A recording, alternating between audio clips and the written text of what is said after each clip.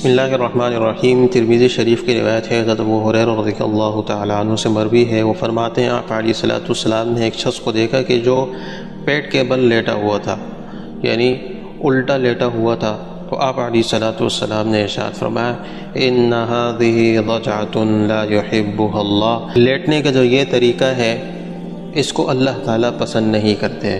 دوسری روایت میں آتا ہے کہ هذه ضجعۃ یبغضها اللہ، لیٹنے کا یہ جو طریقہ ہے اس کو اللہ تعالیٰ ناپسند کرتے ہیں۔